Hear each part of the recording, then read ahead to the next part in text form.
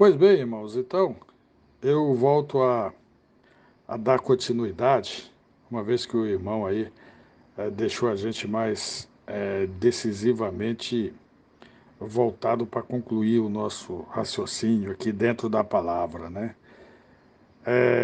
Cada vez que a gente vai meditando nesta palavra, a gente vai descobrindo tanta coisas, várias maneiras de da gente se sentir muito feliz dentro da palavra, né? Eu descobri isso, meus irmãos, e eu sou um simples reconciliado. Eu me auto-intitulo obreiro, porque eu estou, depois de muitos anos afastado do caminho de Deus, quando eu me reconciliei, eu já era quase tarde, foi a coisa de um ano e pouco atrás. E a gente, até nesses momentos, lia muito, refletia muito e achava que não tinha que ter nem, inclusive, congregação. Acompanhava mesmo aí pela internet, como nós estamos fazendo agora e tal. E a coisa foi acontecendo. Eu participo também de um grupo do pessoal que faz lá a palavra do dia, que de vez em quando eu envio aí para vocês, que é uma mensagem do pastor João da Cruz, que é o nosso pastor lá em Goiânia, né, que tem essa congregação. E, fora isso, eu vinha muito acompanhando mesmo, sempre mesmo dentro desse WhatsApp, internet e tudo mais. Então, eu estou falando isso, irmão, para justificar e, ao mesmo tempo, reconhecer o quanto que Deus vai transformando quando você vai desenvolvendo. De repente, inclusive, eu fui estimulado por uma irmã que um dia me falou: olha, irmão, nós temos que congregar, porque na congregação física também a gente compartilha pessoalmente, né? Isso é muito bom. Então, independente, irmãos, desta nossa convivência aqui via WhatsApp, via internet, web, né? É bom que cada um vá nas suas congregações, nas suas denominações. Esses aspectos de igreja é muito bom, é muito fundamental, mas é importante que a gente saiba, que a gente consiga entender que a igreja em si, a congregação em si, não é ela que salva, né, irmãos? Ela nos acrescenta, ela soma mais fatores, ela agrega mais fatores positivos.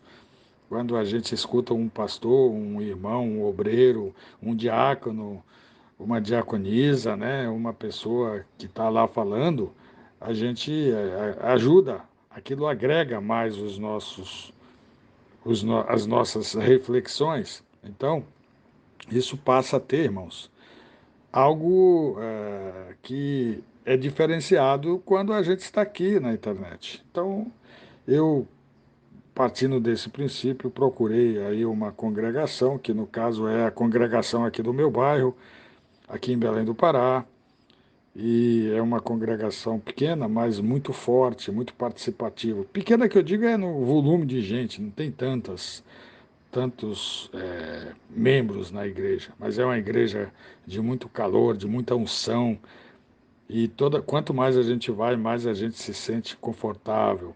São 4 pastores que lá estão, e a gente, cada dia mais, é satisfeito por a transmissão da palavra, né? Claro, o pastor-chefe lá é o pastor Sena, Rogério Sena. Depois tem outros pastores, pastor Samuel, pastor Anderson, pastor Joel e outros mais, né? Tem os jovens. A igreja é muito bem estruturada, né? Pois não, irmãos. Por que eu estou falando isso? Eu estou falando exatamente porque quando nós aceitamos a palavra, nós temos uma coisa que nós temos obrigação de fazer, que é propagar esta mensagem, é executar o ID, é executar o ID. Né? Porque se você não fizer isso, o próprio apóstolo Paulo, está certo que ele recebeu uma função diferente da nossa, né? Todo mundo sabe, as pessoas que acompanham a história, né, sabem que o Paulo é o antigo Saulo, que era um judeu que perseguia os crentes, que era um sanguinário, um homem cruel, um homem ruim. Inclusive, quando estava indo lá para a cidade de Damasco, ele ia com cartas do Sinédrio para trazer alguém, algum cristão lá que ele sabia que estava lá e queria castigá-lo, né? Quando a história, a Bíblia nos informa que quando ele estava se aproximando, houve aquele momento que Deus o transformou e fez dele um vaso precioso. Tão precioso que a maior parte dos escritos no Novo Testamento foi através dele. Ele se transformou realmente, ele revolucionou, embora não tenha sido contemporâneo de Cristo, mas ele vivencia Cristo de tal forma que é uma coisa assim inexplicável, tanta dedicação e assumiu aquela causa com muito amor, com muito trabalho, com muita dedicação e perseverou até o fim. Lá no fim é quando ele menciona, né, combati o bom combate, todos sabem desse versículo, isso é lindo. Completei a carreira, guardei a fé, tudo isso está lá no finalzinho. Ele teve um fim triste, como todos os outros tiveram, triste do ponto de vista aqui da nossa terra, mas lá no céu ele está ao lado de Deus, de Jesus, de Abraão, de todos os povos que já estão santos lá no céu. Pois bem, então a gente imagina a função dele que ele recebeu e ele se sentia assim: ai de mim se eu não souber, se eu não fizer isso, caso eu não pratique esta pregação, ai de mim. Então isso revela várias coisas, irmãos.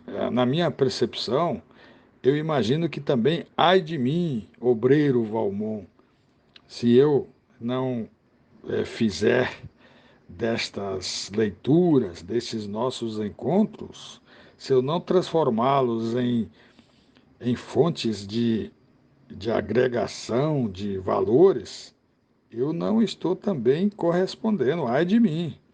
Porque, meus irmãos, quem conhece a palavra, quem verdadeiramente é crente em Jesus Cristo, a pessoa ela está sempre alegre, sempre está disposta, sempre está de bom humor.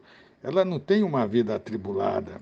É claro que Jesus também anunciou: olha, vós tereis dificuldades, né? O mundo jaz no pecado, não vai haver. A gente, por o fato de se converter, nós, pelo fato de sermos crentes, nós não estamos num mar de rosas. Tudo é difícil, mas é como Jesus disse: tenhas ânimo. E é o que a gente tem. Quando a gente se propõe a ter ânimo, a levar adiante, né, a deixar de lado essas coisas todas que nos atormentam, né, nós somos livres.